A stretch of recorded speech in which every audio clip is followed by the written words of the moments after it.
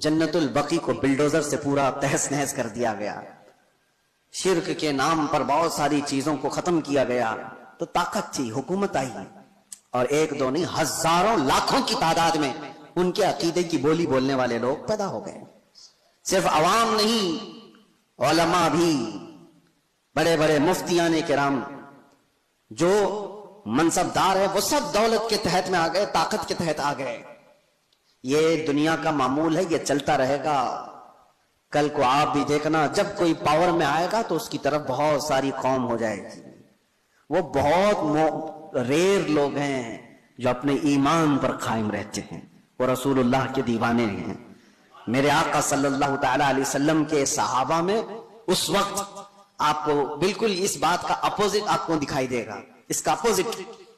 حضور نے جب ایمان کی دعوت دی تو سب سے پہلے آپ کے پاس آنے والے صحابہ غریب تھے، بہت غریب تھے، اور ایسا نہیں کہ حضور پاک صلی اللہ تعالی علیہ وسلم کا مال دیکھ کر کے وہ آئے تھے کہ بڑی طاقت کے مالک ہیں، بڑے دولت کے مالک ہیں، ان کے پاس جائیں، نہیں، اس رسول کے پاس وہ آئے تھے جو پیٹ پر پتھر باندھا کرتا۔ وہ صحابہ اس رسول کے پاس آئے تھے جو فاقہ کشی کو زیادہ ترجیح دیتا۔ رسول کریم صلی اللہ تعالی علیہ وسلم کے ساتھ آ تو گئے غریب صحابہ، لیکن ان کے اپوزٹ میں کون تھے؟ ابو جہل بڑے پیسے والا، ابو لہب بڑے پیسے والا، صفوان بڑے پیسے والا، اتنے بڑے بڑے مالدار لوگ وہاں پر تھے جو یہ پورے صحابہ کی اکیلے کفالت کر سکتے تھے، سارے صحابہ کو اکیلے پال سکتے تھے۔ اب یہاں پر میں آپ کو بتاتا ہوں، ایک طرف مال اور پیسہ اور طاقت و قوت ہے، اور ایک طرف یہ غریب صحابہ کی جماعت ہے جو پیٹی جا رہی ہے، ماری جا رہی ہے۔ صحابہ نے کیا کیا؟ اللہ اکبر! وہ مجھے بات یاد آتی ہے، خندق کے موقع پر 1 مہینے سے صحابہ خندق کھود رہے تھے، اور جب جنگ شروع ہوئی 12,000 کے قریب تعداد میں مشرکین آ گئے خندق کے اس پار۔ ان کو پتہ نہیں تھا یہ خندق والی جنگ ہے مشرکین کو۔ یہ صحابہ نے نیا طریقہ اختیار کیا تھا مدینے کی حفاظت کے لیے کہ وہ خندق عبور کر کے مدینے میں نہ آ جائیں۔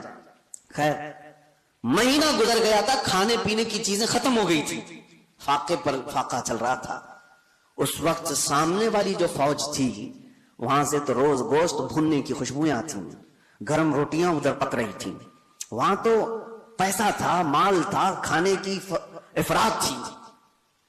صحابہ ادھر بھوکے ہیں، پیاسے ہیں، لیکن تاریخ میں آپ کھول کر کے دیکھو، ایک صحابی نے بھی رسول اللہ کے یہ کہا ہو کہ چلو ادھر کھانے کی لذیذ چیزیں ہیں، جا کر کھا کر کے تو آئیں، اس طرف انہوں نے چہرہ تک نہیں کیا۔ حضور پاک صلی اللہ تعالی علیہ وسلم نے ان سے کہا، اے میرے صحابہ، مجھے پتہ ہے وہ گوشت کی خوشبوئیں تمہاری بھوک کو اور بڑھا دیتی ہوں گی، تمہارا صبر ٹوٹتا ہوگا، صبر کرو۔ صحابہ نے کیا کہا؟ یا رسول اللہ صلی اللہ تعالی علیہ وسلم، ہم روٹی اور بوٹی کے لیے اس جنگ میں آئے ہوتے تو یہاں نہیں ہوتے، وہاں ہوتے۔ ہم آئے ہیں صرف چہرے رسول کے لیے۔ ہماری بھوک کا علاج ہے مصطفیٰ کا چہرہ، ہماری بیماریوں کا علاج ہے مصطفیٰ کا چہرہ۔ اس دین سے ان لوگوں نے ایک بال برابر بھی بغاوت نہیں کی، لیکن وہ عوام کی بات ہے کہ جب جب طاقت کسی ایسے گمراہ کے پاس بھی آ گئی تو اس کی گمراہی کی تعریف کرنے والی ایک جماعت پیدا ہو جائے گی۔ ہاں، ایک جماعت پیدا ہو جائے گی۔ ارے دور تو چھوڑو، ہمارے اس ملک میں کچھ سالوں پہلے ایک کانفرنس ہوئی تھی دلی میں، آپ کو پتہ نہیں ہوگا، اس میں بڑے بڑے علماء اور بڑے بڑے صوفیوں کو جمع کیا گیا تھا۔ اور کانفرنس کرانے والے کون تھے؟ کانفرنس کرانے والے ملک کے پرائم منسٹر تھے۔ مسلمانوں کی، صوفیوں کی، خانقاہوں کی کانفرنس کرائی گئی تھی، ٹھیک ہے، علماء بھی اس میں شریک ہیں، خانقاہوں کے گدی نشین اور گدھے نشین سب اس میں شامل ہیں، اور شروع ہو رہی ہے کانفرنس تو مجھے حیرت ہوتی ہے، قصیدہ پڑھنے والا کوئی مولوی قصیدہ پڑھتا ہے بادشاہ کی شان میں، خدا کرے کہ تیری عمر کو عمر خضر عطا ہو۔ یہ دعا دی جا رہی ہے۔ میں یہ کہتا ہوں میرے عزیزو، یہ سارا منظر ایک طرف، لیکن جو میں بات کہہ رہا ہوں، طاقت اور سیاست جب آ جاتی ہے تو بہت سارے لوگوں کے عقیدے پر بھی اثر پڑتا ہے۔ اس وقت اپنا عقیدہ بچانا ایک بہت بڑا چیلنج ہوتا ہے۔ آپ کیا سمجھتے ہو یہ جو فرقے پیدا ہوئے دین میں، یہ طاقت کے اثر سے پیدا ہوئے ہیں؟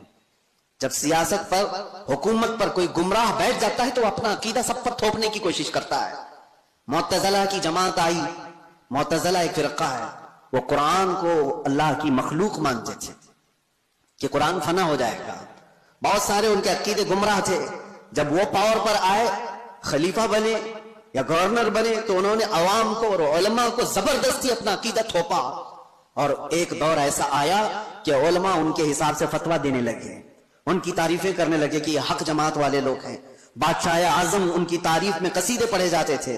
لیکن میرے عزیزوں، پوری قوم کبھی گمراہ نہیں ہوتی. ہر زمانے میں حقانی علماء اور ربانی علماء موجود رہتے ہیں. معتزلہ کی جماعت پاور میں تھی، حکومت میں تھی، طاقت ان کے پاس تھی. علماء کی